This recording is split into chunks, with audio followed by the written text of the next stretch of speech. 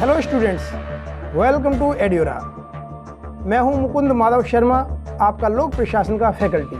कौटिल्य के विचारों की उपयोगिता अर्थात वर्तमान संदर्भ में कौटिल्य के विचारों की क्या उपयोगिता है, कल्याणकारी व्यवस्था और सुशासन के संदर्भ में किस तरह से हम कौटिल्य के विचारों को आज उपयोग में ला सकते हैं, अब हम इसकी चर्चा कर लेते हैं।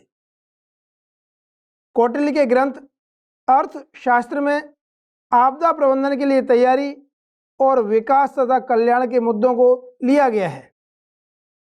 एक ओर राज्य युद्ध जीत सके तो दूसरी ओर कल्याणकारी कार्य कर सके, ऐसे दोनों ही मुद्दों को लिया गया है। प्रजा के कल्याण पर ही राजा का कल्याण निर्भर है और राजा के कल्याण पर ही प्रजा का कल्याण निर्भर है, ऐसे दोनों पक्ष लिए गए हैं। अर्थात राजा और प्रजा, किसी भी राज्य व्यवस्था के लिए दोनों ही पक्ष महत्वपूर्ण होते हैं। नैतिक और मूल्यात्मक विषयों को भी लिया जाता है। यही नहीं, अर्थशास्त्र को सिर्फ संपत्ति के विज्ञान तक सीमित न करके मानव कल्याण के व्यापक विषयों से जोड़ा गया है। इसके अलावा जिन वर्गों के अधिकार हनन की संभावनाएं होती हैं, उनके संरक्षण का भी पक्ष रखा गया है। हालांकि महिला पुरुष समानता में कई कमियां दिखाई देती हैं, लेकिन फिर भी महिला कल्याण से संबंधित कुछ मुद्दे देखे जा सकते हैं। वर्तमान में हम देखते हैं ऐसे कई मुद्दे अब ज़्यादा प्रासंगिक दिखाई दे सकते हैं और वर्तमान में महिला अधिकार, लोकतांत्रिक अधिकार और भी अन्य कई तरह के अधिकार दिखाई देते हैं। हम देखते हैं कि हालांकि कौटिल्य की राज्य व्यवस्था में महिला पुरुष समानता में कई कमियां दिखाई देती हैं, लेकिन फिर भी महिला कल्याण से संबंधित कई मुद्दे लिए गए हैं। इसके बावजूद महिलाओं को वह स्थान नहीं मिल सका कौटिल्य की राज्य व्यवस्था में जो आज हमें दिखाई देता है। कौटिल्य ने राजर्षि, लोकतांत्रिक पद्धति और भी कई लोकतांत्रिक और आदर्शवादी मूल्यों की बात की है।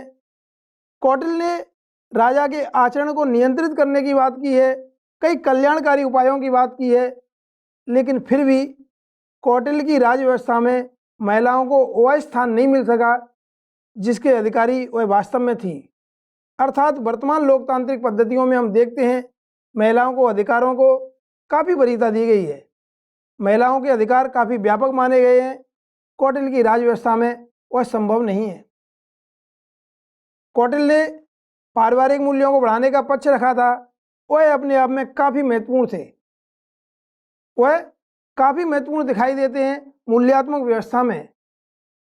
आज हम देखते हैं कई परिवार टूटते रहते हैं। आज संयुक्त परिवार छोटे छोटे परिवारों में टूटते जा रहे हैं, एकल परिवार की संकल्पना ज़्यादा बढ़ती जा रही है।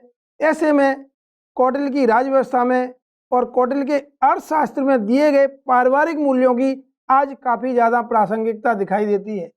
अगर हम देखें आगे, कौटिल्य की राज्य व्यवस्था में लोक कर्मचारियों के कल्याण को उचित रूप में लिया गया है।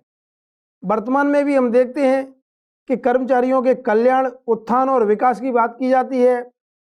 श्रम सुधारों में कर्मचारियों के कल्याण के विषयों को काफ़ी ज़्यादा महत्व दिखाई देता है।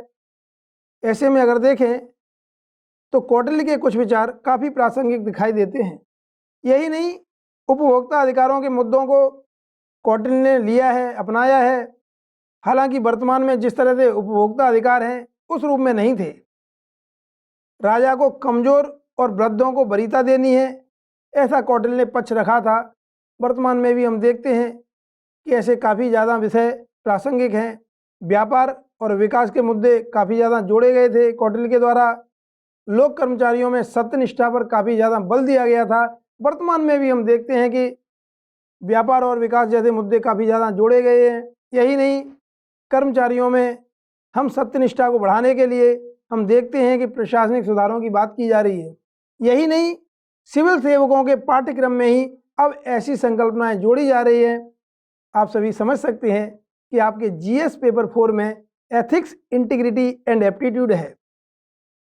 तो एक तरह से लोक सेवकों की अभिवृत्ति के विकास के लिए, सत्यनिष्ठा को बढ़ावा देने के लिए और भ्रष्टाचार, अनियमितताओं से दूर रहने के लिए कई तरह से प्रशासनिक सुधारों की बात की जा रही है, पाठ्यक्रमों में सुधार की बात की जा रही है।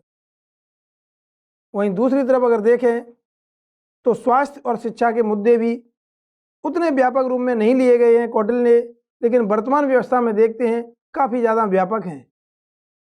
इस तरह से हम कई तरह के मुद्दे देख सकते हैं। वर्तमान में हम कहते हैं कि न्यायपालिका की स्वतंत्रता है। वर्तमान में हम देखते हैं कि न्यायपालिका की स्वतंत्रता की बात की जाती है। स्वशासन और स्थानीय सक्षमता निर्माण में हम काफ़ी ज़्यादा वरीयता देते हैं, लेकिन क्या कौटिल्य के समय पर ऐसे तत्व प्रासंगिक थे? न्यायपालिका की स्वतंत्रता कौटिल्य के समय पर नहीं थी, क्योंकि राजा में ही सारी शक्तियां केंद्रित थी, चाहे वह विधायी, कार्यपालक और न्यायिक कार्य हों। वह सभी कार्यों का जो सर्वोच्च अधिकारी था वह राजा था, यह स्वामी था। इस तरह से हम कई चीज़ों को देखते हैं। आपराधिक न्याय व्यवस्था में सामाजिक पृष्ठभूमि के आधार पर भेदभाव दिखाई देता है। वर्तमान में राज्य धर्मनिरपेक्ष चरित्र रखता है, लेकिन कौटिल्य के समय पर एक तरह से धर्म का प्रभाव स्पष्ट रूप से दिखाई देता है। इस तरह से हम देखें तो कौटिल्य की जो राज व्यवस्था है, वर्तमान की जो राज व्यवस्था है, उसमें कई तत्व प्रासंगिक हो सकते हैं। कौटिल्य के अर्थशास्त्र में जो मूल्यों की बात की गई है, कल्याण की बात की गई है, राज व्यवस्था में जो कई प्रासंगिक मुद्दे लिए गए हैं वह आज भी प्रासंगिक दिखाई देते हैं। विधि के शासन के मुद्दे वर्तमान में काफ़ी ज़्यादा लोकप्रिय हो रहे हैं, सुशासन के साथ उनको जोड़ा जा रहा है। इस तरह के मुद्दे सीमित रूप में कौटिल्य के समय पर भी उपलब्ध थे। इसके अलावा हम देखते हैं कौटिल्य ने या चाणक्य ने अपनी नीति रखी, उसमें कई तरह से उन्होंने चालाकी और चतुरता भरे मुद्दे रखे हैं। आज सुशासन के लिए शायद उतने सकारात्मक नहीं माने जा सकते, लेकिन राज व्यवस्था के संचालन के लिए और प्रैक्टिकल गाइडलाइंस के संदर्भ में वह काफ़ी लोकप्रिय दिखाई देते हैं।